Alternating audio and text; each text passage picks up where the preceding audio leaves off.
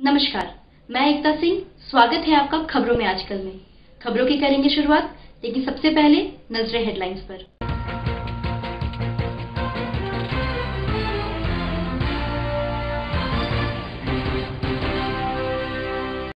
जहानाबाद और परसबीघा पुलिस ने दो बाइक लुटेरों को रंगे हाथों पकड़ा। मोबाइल झपटकर और बाइक चोरी कर भागते समय रंगे हाथ पकड़े गए लुटेरे। चारों पकड़े गए लुटेरे हैं शातिर अपराधी। लंबे अंतराल के बाद 1 से 8 तक के बच्चों का स्कूल खुला। 50% क्षमता से ही खुले हैं स्कूल। जहानाबाद अनुमंडल पदाधिकारी का फुटपाथ दुकानदारों के साथ बैठक का हुआ आयोजन। अतिक्रमण हटाने का दिया निर्देश, नहीं हटाने पर की जाएगी कार्रवाई। और जदयू संसदीय बोर्ड के अध्यक्ष उपेंद्र कुशवाहा ने शहीद जगदेव प्रसाद की प्रतिमा पर किया माल्यार्पण।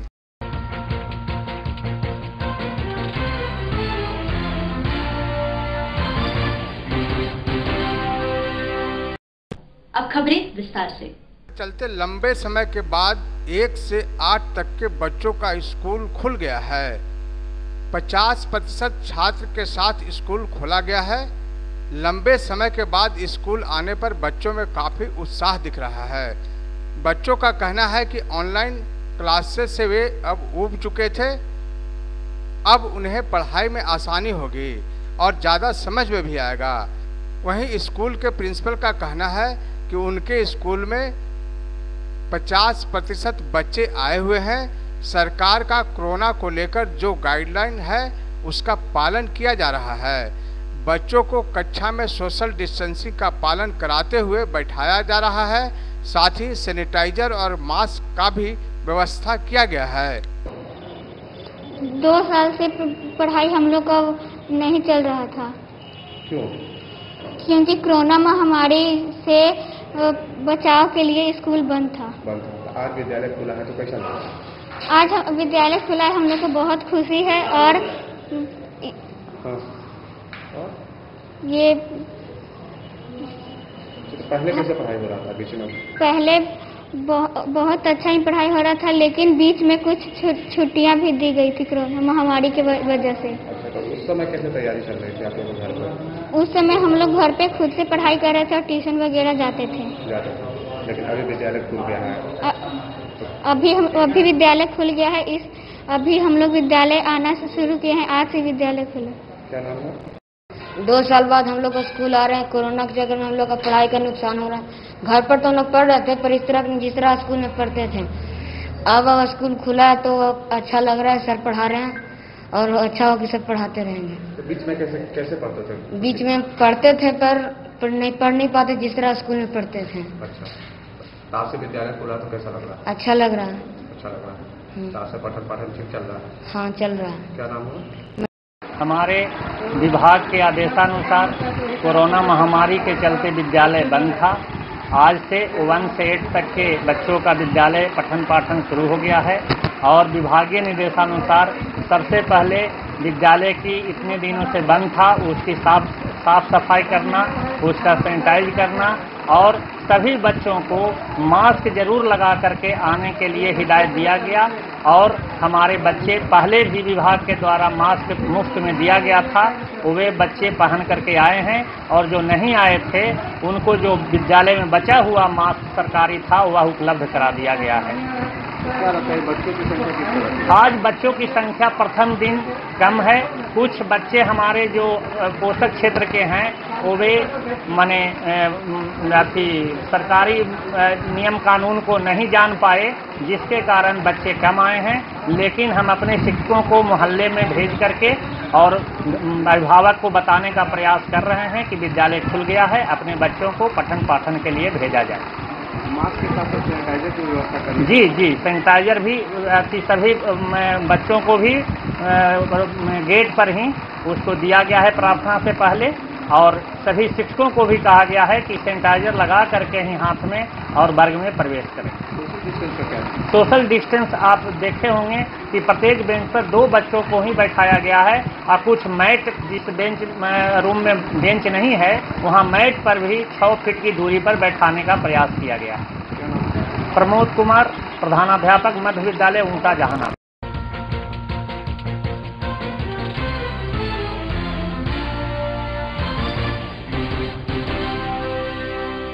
जहानाबाद पुलिस को उस समय बड़ी सफलता हाथ लगी जब 2 अलग अलग थाना परसबीघा और नगर थाना क्षेत्र में बाइक और मोबाइल लूट की घटना के दौरान 4 अपराधियों को एक देसी कट्टा और 16 कारतूस के साथ धर दबोचा गया।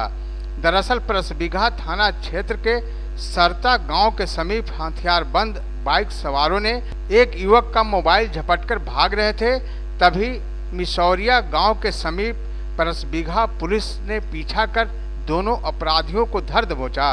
गिरफ्तार किए गए दोनों अपराधियों के पास से देसी कट्टा, कारतूस और चोरी की बाइक बरामद की गई, जबकि नगर थाना क्षेत्र के अस्पताल मोड़ के समीप से एक बाइक चोरी कर भाग रहे 2 युवक को पुलिस ने खदेड़ कर दबोच लिया, जिनका पूर्व में भी कई आपराधिक इतिहास रहा है। 7 बजे यानी 15 अगस्त को दीपक कुमार, जो ग्राम सरता थाना परसबीघा के रहने वाले हैं, वो मोबाइल पर बात करते हुए जा रहे थे। तभी वहाँ पे एक मोटरसाइकिल पर सवार 2 अपराधकर्मी आए और इनका मोबाइल छीनकर भागने लगे। और इस सूचना पर वहाँ पर थाना पे पदस्थापित पदाधिकारियों के द्वारा तुरंत ही उनको इस सूचना मिलते ही दौड़ के पकड़ा गया। और वहाँ पे उनके पकड़े जाने के बाद जब पूछताछ के क्रम उनका नाम पूछा गया तो उसमें एक ने अपना नाम गौतम कुमार और दूसरे ने अपना नाम अभिषेक कुमार बताया, और ये दोनों ही मखदूमपुर थाना जिला जहानाबाद के रहने वाले हैं। इनका तलाशी लेने पर इनके पास से पुलिस को एक देसी पिस्तौल, 11 राउंड कारतूस, 2 मोबाइल, 2500 रुपया नगद और एक चोरी की अपाचे मोटरसाइकिल थी, वो भी प्राप्त हुई। अभिषेक कुमार के पास से 5 कारतूस बरामद हुए। इस प्रकार से टोटल 16 कारतूस बरामद हुए। इन दोनों अपराधकर्मियों को तुरंत ही गिरफ्तार करके जेल भेजा गया। और पकड़ाए हुए दोनों अपराधकर्मियों ने बताया है कि ये जो मोटरसाइकिल मिली थी ये 2-3 महीने पहले इन्होंने सकूराबाद रोड से चोरी किया था। इस प्रकार से इन दोनों के पास से मोटरसाइकिल, अवैध आग्नेयास्त्र, कारतूस, नगद रुपया और मोबाइल के साथ इनको पकड़ा गया है। और इनके आपराधिक इतिहास के बारे में जहानाबाद जिला के अन्य थानों और बाकी आसपास के जिलों में भी पता किया जा रहा है। दूसरा, आज अपराह्न 3 बजे अस्पताल मोड़ जहानाबाद के पास से ही वाहन चेकिंग हो रही थी और वाहन चेकिंग के क्रम में ही एक चोरी की बिना नंबर की मोटरसाइकिल थी, उस पर 3 अपराधकर्मियों को जो है वो पकड़ा गया था। और इन अपराधकर्मियों में से 2 ने अपना नाम भोलू कुमार और शंकर कुमार बताया, और ये दोनों यहीं के रहने वाले हैं, टाउन थाने के। और साथ में एक और व्यक्ति को भी हम लोगों ने हिरासत में लिया, और ये चोरी की मोटरसाइकिल थी। इन दोनों का आपराधिक इतिहास रहा है। भोलू कुमार उर्फ भोलू कुमार लूट, चोरी और फायरिंग के केस में चार्जशीटेड है, और शंकर कुमार पहले भी मोटरसाइकिल चोरी के कांड में चार्जशीटेड है। इस प्रकार से ये दोनों मामले में बहुत त्वरित कार्रवाई पुलिस के द्वारा की गई, और इस तरह से लूट के मामले में शामिल इन सभी आदतन पेशेवर अपराधकर्मियों को त्वरित गति से कार्रवाई करते हुए पकड़ा गया।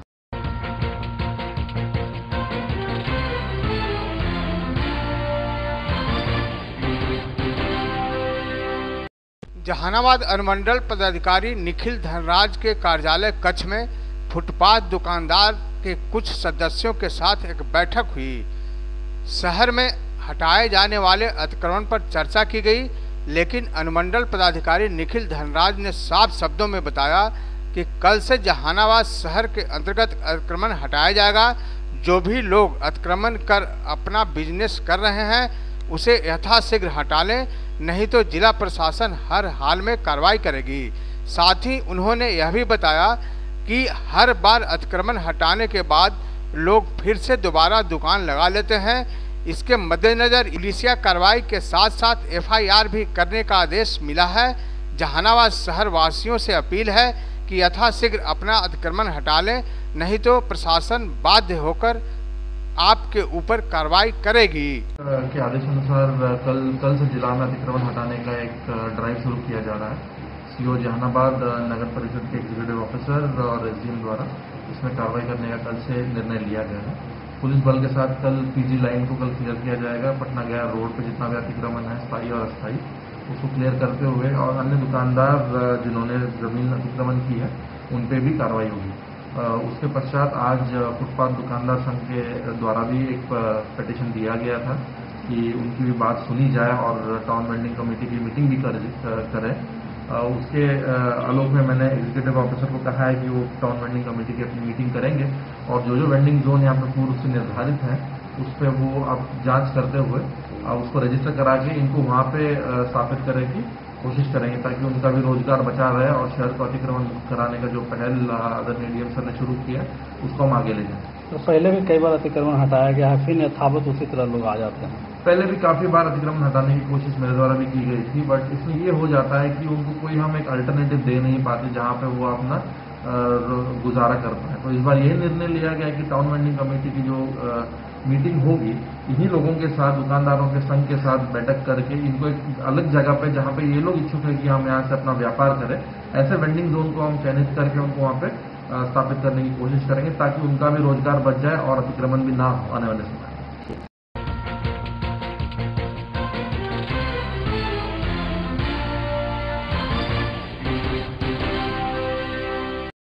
केंद्रीय मंत्रिमंडल में शामिल होने के बाद जदयू के पूर्व राष्ट्रीय अध्यक्ष RCP सिंह पहली बार बिहार आ रहे हैं।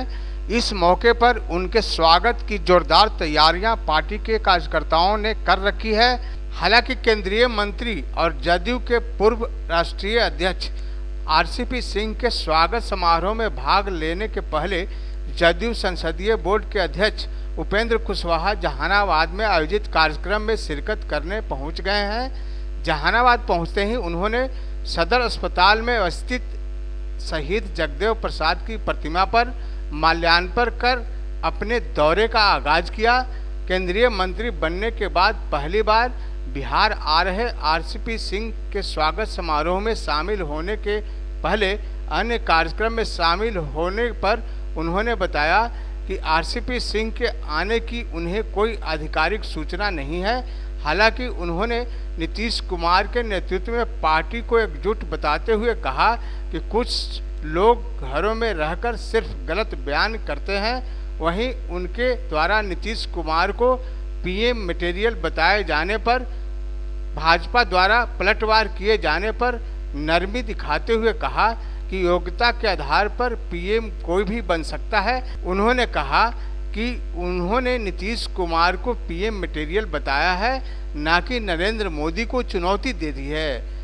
बताते चले कि जदयू संसदीय बोर्ड के अध्यक्ष आज अपने जहानाबाद दौरे के कार्यक्रम में भिन्न भिन्न जगहों पर जाकर अपने संगठन के लोगों से मुलाकात करेंगे और पार्ट स्तर पर फीडबैक भी लेंगे। हो सकता है, ठीक है कि आज केंद्रीय मंत्री बनने के बाद RCP सिंह जी पहली बार आ रहे हैं पटना, तो वहाँ भी लोग स्वागत में हैं। बाकी यहाँ का कार्यक्रम है तो यहाँ भी सब लोग हैं। कार्यक्रम अलग अलग है लेकिन सब कार्यक्रम पार्टी का है। सर कई जगहों पे दिखाया जा रहा है कि पार्टी में पोस्टरों को लेकर के किन्हीं का फोटो है, कई जगह पे आपका नहीं है तो ललन सिंह जी का नहीं है, तो इसको किस तरीके से देख रहे हैं? देखिए, ललन सिंह जी राष्ट्रीय अध्यक्ष हैं, उनकी तस्वीर तो निश्चित रूप से होनी ही चाहिए। जहां तक और बाकी लोगों का सवाल है तो यह काम पार्टी का है, पार्टी तय करेगी, इसमें व्यक्तिगत रूप से कुछ बोलने का कोई मतलब नहीं। तो क्या सर क्या लगता है सर पार्टी यहाँ पे दो फाड़ में दिख रही है? बिल्कुल दो फाड़ में नहीं है। कुछ लोग गलत फहमी के शिकार हो सकते हैं, लेकिन पार्टी पूरे तौर पे एकजुट है, कोई गुटबाजी नहीं है, सब पार्टी में ठीक ठाक है। हाँ, कुछ लोगों को स्थानीय स्तर पे अगर गलतफहमी है तो उनको गलतफहमी दूर कर लेनी चाहिए। पार्टी एकजुट है। क्या लगता है सर RCP सिंह यहाँ आए हुए हैं पटना में, क्या आपकी जानकारी नहीं थी क्या सर? जानकारी का मतलब है कि मीडिया के माध्यम से और मेरे घर के सामने तो इतना सारा होर्डिंग लगा है कि पटना में कोई भी आदमी कहे कि जानकारी नहीं है, यह तो हो ही नहीं सकता। हाँ, मुझको कोई पार्टी कार्यालय से कोई फोन करके या पत्र के द्वारा कोई सूचना दी गई हो, ऐसा नहीं है। बाकी लोगों के बारे में नहीं मुझको मालूम, लेकिन जानकारी प्रेस के माध्यम से, पोस्टर के माध्यम से मुझको है। सर जहानाबाद में क्या कार्यक्रम है? और जहानाबाद में कार्यक्रम है जैसा कि बाकी जगह भी हमने कार्यक्रम किया है। बिहार के सभी जिलों में बिहार यात्रा को लेकर हमको जाना है और कई जिलों से होते हुए आए हैं। अभी आज जहानाबाद में हैं, कल गया होंगे, फिर औरंगाबाद, अरवल होते हुए 20 को पटना लौटेंगे। इस क्रम में हम अब इस जिला में आए हैं कि यहाँ गांव में भी जाएंगे। जो समाज की अंतिम पंक्ति में खड़ा व्यक्ति है, जिसके लिए मुख्यमंत्री जी रात दिन चिंतित रहते हैं, बहुत सारी योजना चलाते हैं, उन योजनाओं का लाभ कितना लोगों को मिल रहा है या क्या कठिनाई हो रही है, उसको भी देखेंगे, लोगों से फीडबैक लेंगे और पार्टी के साथियों से भी मुलाकात अलग अलग जगह होगी। तो यही कार्यक्रम है।